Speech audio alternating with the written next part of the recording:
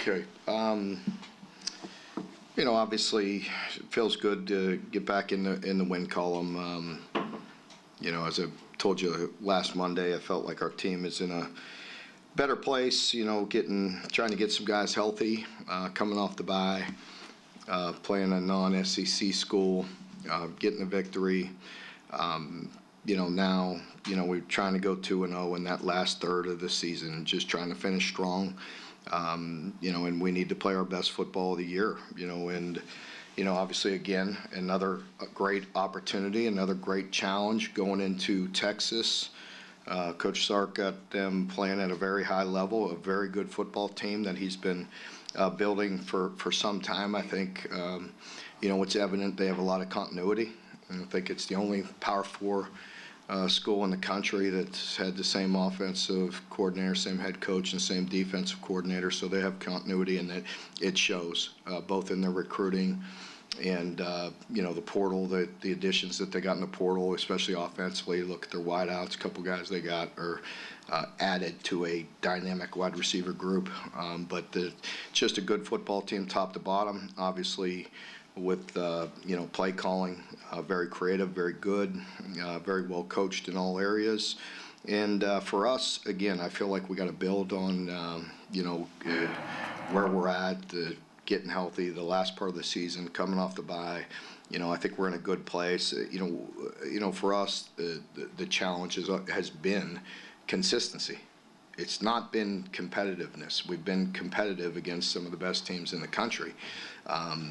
We just have to be more consistent. That's what we're striving to do, and we're striving to give them our best shot and play our best ball. And that's what we're looking to do, to build on that and have a great week and go in there and let it eat, let it rip, and play another great team in a great environment. And that'll be another big challenge, but it's another big opportunity as well. You mentioned, Mark, this will be the fourth kind of playoff contender you played. In the previous 3 games, you had a chance to take the lead in the fourth quarter. You did it Ole Miss. So can you explain why they've stepped up, or how you got them to step up? I think it's the consistency. I think you're right in there's no excuses in our area of the kind of the inconsistency. Look at our league. And, I bet you there's not one news conference where they haven't had to answer that question. If you think about it, right? You know what I mean? The total, the totality of what you go through in this league is hard, and it drains you. And that's why there's ups and downs. And you see it. You saw Kirby, talking about it. I mean, they've had a brutal schedule. It is very difficult to play at the level that they played last Saturday every Saturday. I don't care if you're those guys, and they're beasts. I mean, they're great. And there's a lot of really good teams in this league. And as coaches, we feel that frustration. And to each of us, to myself, I'm just worried about our team and our fan base and our group. I understand the frustration of inconsistency. It's a challenge. It's hard. We need to worry about our team and our, what we're doing and how we build this team and what we do to move forward, and how we, have the depth that you need to play at that level, because, it takes extremely intense preparation and, a really good plan, and then guys playing extremely hard and then executing, and playing at a high level. Mark, do you take anything from Arkansas playing really well on Saturday? I know Arkansas is a good team too. They knocked off Tennessee, but are you kind of identifying some weaknesses that you could exploit? I mean, there's no weaknesses on this team. But the eye test, they're as strong as anybody in the country. Tell me one group. I mean, you look at them offensively. A dynamic play caller and a great coach. O-line is completely solid. Running backs, 2 great ones, probably more. 4, you know what I mean? But wide receiver room, arguably the best in the country. Dynamic tight ends. Defensively, front 4. They lost some guys that were pros, replaced them in the portal with pros. Really deep, really big. I'd say, arguably again the best secondary in the country, with it, bar none. And you put that together, a pretty solid team. Mark, you and Sark go back to your Pac-12 days. Yeah. When you think about his offense, what are the characteristics of a Sarkisian offense? Yeah, creative. Creative. You hear the word, eye candy. He's probably thrown a lot around, in press conferences across the country, but dynamic. Getting you. He does a great job of marrying the run and the pass. And then a fantastic job in the screen game off all of that. So you're thinking run, you're thinking play action pass, come back to a screen. And he ties it together as good as anybody. Mark, let us know that D-Jack's out for the year. You rotated a lot of guys in Smith. Yeah, I think we paid 34 guys on defense. I'm not sure we've ever done that. So how did those young linebackers perform in their first extended reps? They did a good job. I mean, they did. It was nice to see them get some reps. A guy like Grant and Javion and just all those guys. I mean, just seeing them get some reps. I mean, it was good, and they needed that, and it was good for them. As a group, I've been telling you, without singling out guys, that I just think it's a good young group across the board on both sides of the ball, and it was good to see them get some snaps.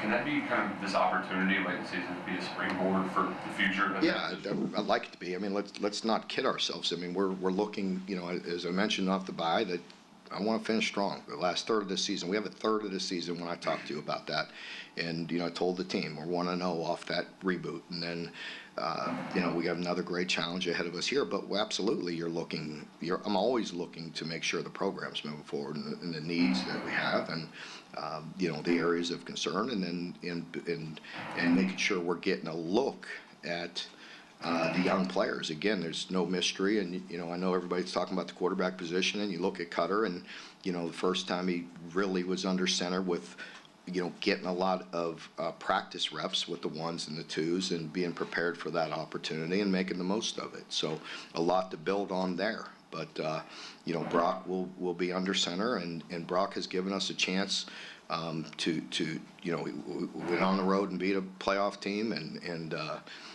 had an opportunity in some others like you had just mentioned. And so Brock's done some really good things as well. And but we will absolutely continue to have Cutter ready and get him those first, second team reps and just get him ready and keep on developing him. And, we certainly like what we saw in one half of football.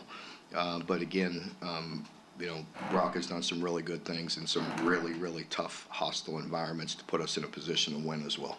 What did the film and your conversation with Brock say about those first two passes that were so bad? Again, I knew it right on the field. Like in the film confirmed it. I mean, it was indecision. It was not clean in being on the same, with a freshman wide receiver. You know what I mean? And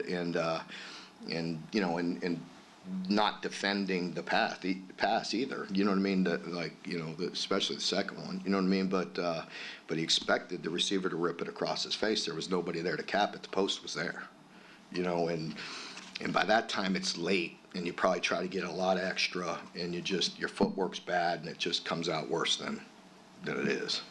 When you looked at the film of Cutter, anything surprise you on the tape that you hadn't seen before in practice? Did not surprise me, but it was really good to confirm that and see that in live action. Because as you've heard me talk about it, we've discussed it, it's really hard to simulate that in practice. And and so for him, completely live on a quarterback, that's hard. We don't do that in practice, even in spring games or anything, so for him to get in the game and go completely live, for him, it was really nice to see that poise and just him operate and distribute the football and just looked very comfortable. Is Joe Mincy out for? Yeah, he's out for an extended period of time with an injury. Mark, speaking of lines, you're just talking about Texas talent.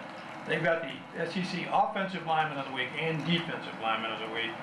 Can you talk a little bit about the challenge for your lines, given all the moving parts you've had to deal with this year? Yeah.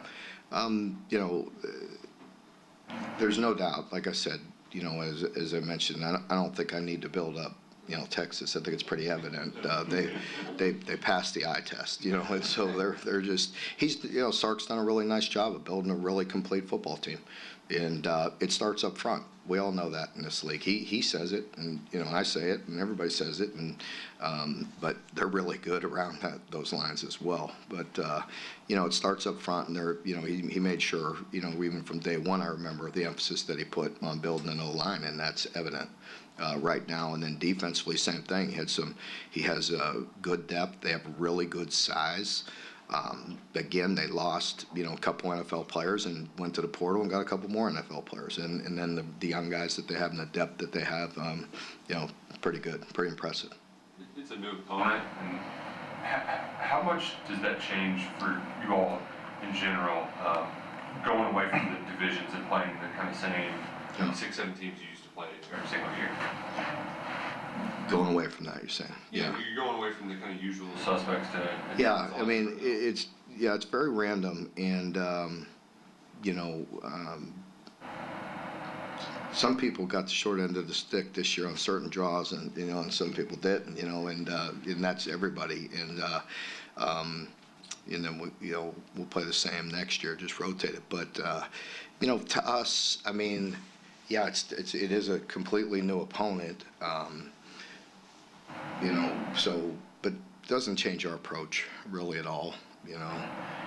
As college football and college sports, the turnover's very dramatic year to year, and so our kids, it's another opponent, very good one we have a lot of respect for, but we've played in very challenging environments. I think you've been there, right, this year. I mean, you saw some of those venues, and this will be another great one. Trying to remember this environment in particular. Have you been? I have not. No, never been. Coach, you have an obvious love for the game. I'm just curious. Sorry. I think so. No. Sorry. You have an obvious love for the game. I'm just curious, like your thoughts growing up. Do you remember a first Texas memory or anything? No, just not as a child or anything growing up like that, but obviously I could go back to when did Bob get to OU, 99, something like that, so obviously was pretty dialed in from 99 on, just with the big rivalry with Oklahoma and Texas. And that's when I obviously I think you could pretty safe to say the Stoops family was pretty tuned into that game each and every year, and so it was a pretty big game for both teams.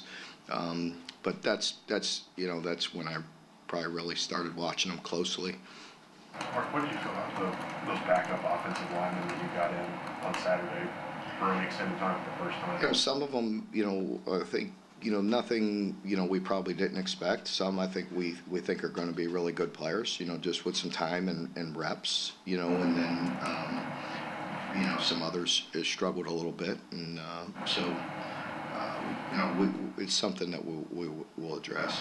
Mark, you've been in this business for a long time as both as an assistant coach and a head coach, obviously. Do you still get a little excited about going into a new place like this, especially one of the football blue bloods like Texas? Yeah, I do get excited about it, and I hope our team does, and that's something that I hope our team, that I have to talk to about is, like, let's dial in on our preparation, and you hear me say that a lot, but it's very true, because I hope they're excited to go to, embrace this great challenge we have, but what an opportunity, and it does start with being excited today and tomorrow and Wednesday, and just putting our, if you don't do that work, you have no chance. Going back to last season, ending in Louisville, you guys are 2-2 against top 10 teams. Had some success there. Is that something you guys are looking to build on going into this? Obviously, in the last 3 road games, you're 2-1. Is that something you guys even talk about in the room to really build confidence? Well, you just talk about it in that that we can do it. You know what I mean? Being competitive, again, hasn't been our problem. Being consistent has been our problem. And so we know we can be competitive, and so that's the part I'll talk about, not in particular any game or, any of that. It's just our players know what we're capable of. We we need to do that, and we got to have our best shot of the year.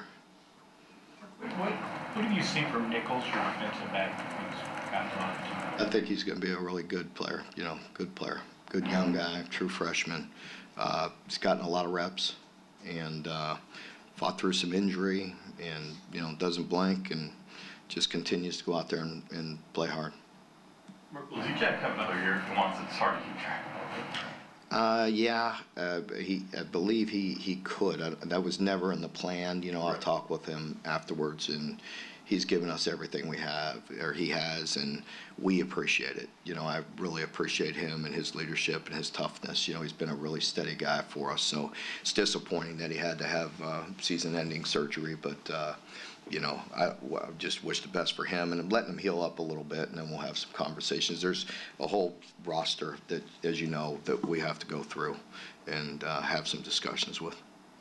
Somebody asked you last week about, how early do you have to start thinking about roster management? Now that we're getting towards the end of the year, the roster is also the coaching staff, so when coaches' names are getting assistants, are getting thrown around for other jobs, do you talk with them? How does that process look like on your end in preparing if there is moves and you've got to make moves? You always, of course, roster management really never ends. We evaluate our own team. If we go back to camp, we're evaluating our guys and having meetings and discussing it, all year. Is this player going to be ready later this year? Is he going to be ready the following year? And you've seen development at this place that some guys have done some special things after years, right? And nowadays, that's just a different practice. With the second part of that, with anticipating those moves and talking about those moves, always trying to stay one step ahead. You know what I mean, with all of that. But it's a part of it. I would certainly love to have some continuity, like we've had great defensive continuity.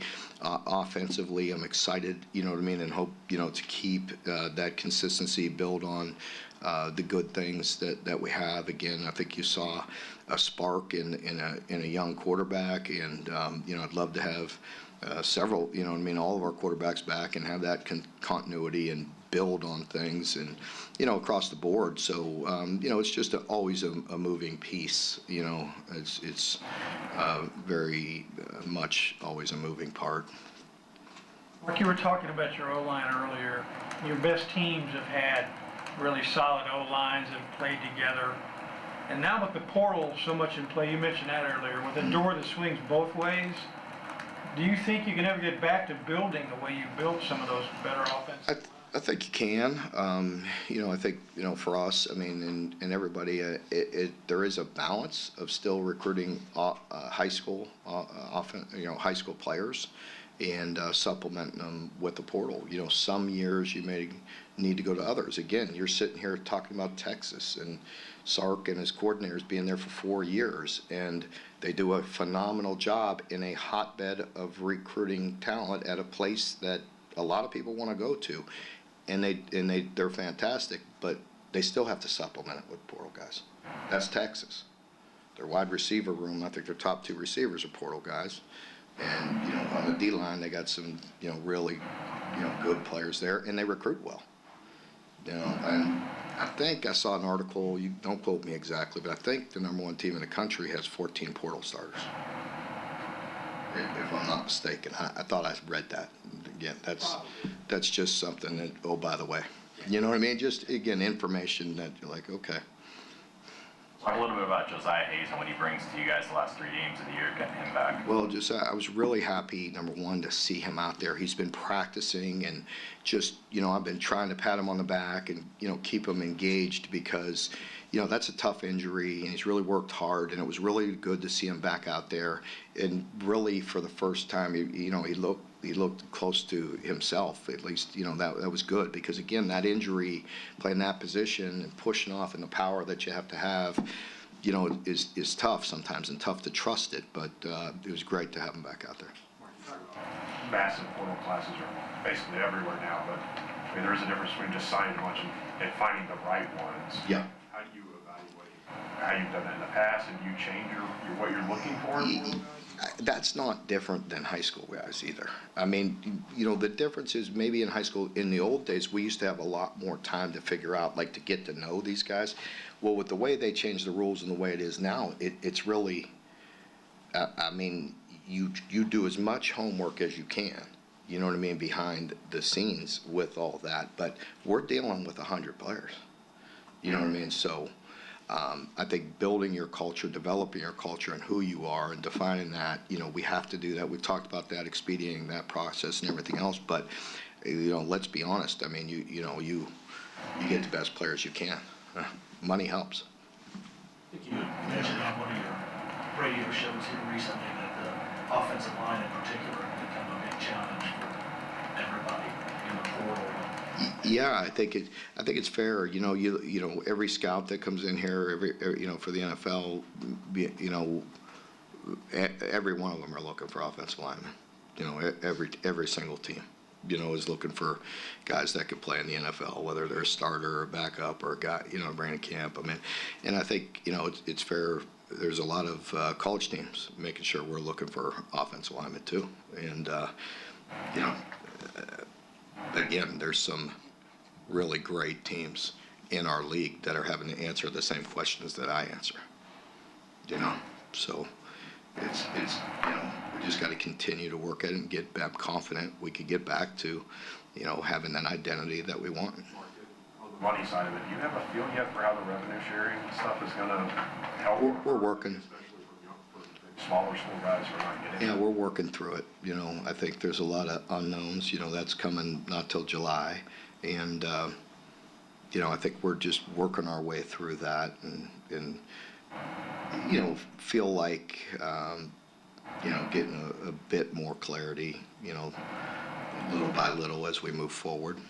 Mark, could you build on a little bit the decision to start Brock? I know Cutter played well, but you took a moment on Saturday to kind of slow down the Cutter hype a little bit. You praised him, but you said, the fans are going to get excited, but you praised Brock as well. Was there ever a thought to start Cutter this Saturday, or is he just not ready for that? It is what it is right now. And Brock's, our starting quarterback, and he's earned it, and he's worked his tail off. And Cutter's a very talented young player that we're excited about, And the reason I say that, because it's like that at every position, but everybody wants to, over-exaggerate the quarterback position. How do you evaluate his play? Yeah, For me? you said it's a 1AA team. So does that make it a little bit tougher to evaluate his performance? How he looked great, but it was FCS. Well, as I just said, I already commented on that. I thought he looked really good. I thought he made really good decisions. I thought he looked comfortable, and he has a lot of talent. And, those are things we saw in practice and in games. It's good to see him get some game reps. I think we all know it's a little different with playing the team that we just played at home or, playing one of the other SEC schools on the road. You've heard every SEC coach talk about the challenges of the road in the SEC. I think everybody's talked about it. Back to the offensive lineman for everyone. Is there more of a premium on getting good offensive linemen now? And is that going up? And if so, why do you think that is? Well, why I think that is because I think it's a little bit getting more and more, the SEC is a little closer to the NFL where there's so many dynamic rushers. There's so many good defensive players. They're so big and so strong that it will expose you. And again, look around. You know what I mean? Like, I'm not saying we're never we need to be or anything, but look around the league. Some of these dudes are hard to block. And if you watch NFL games, you see that all the time. The difference is they're really elite and have the NFL, they are definitely getting rid of the ball quick. You know what I mean? That ball has to come out, for the most part. Mark, you talk about the offense. Are there not as many really good offensive linemen being produced by high schools, or is it harder to? I don't know. Transition harder? I don't know. I'm not ready to. I haven't had the time or to put that kind of level of deep dive into that. We're just trying to get ours, and trying to get some good ones, and so. But I do think that's a fair question as far as I said the other part of it. With how many good defense players there are in this league. That's yeah. Mark, you talked on the radio after the game about Schultz's interception, you thought you knew he could go get it. Your sideline exploded Yeah. when he made that play. What does that say about the mental state of your team right now and the fact that they're still taking joy in moments like that and what's been a tough season? Yeah, it's a tough season, but again, I felt like, our guys have always played hard. I mean, even prior to the bye, when we were really in a challenging position physically. And if you're in a challenging position physically, chances are you're in a challenged position mentally, right? And so we went out and laid it on the line, played extremely hard, as somebody in here pointed out, had an opportunity in a really, really tough environment to take the lead in the fourth. Didn't happen. I know ifs and buts, but I was proud of our team.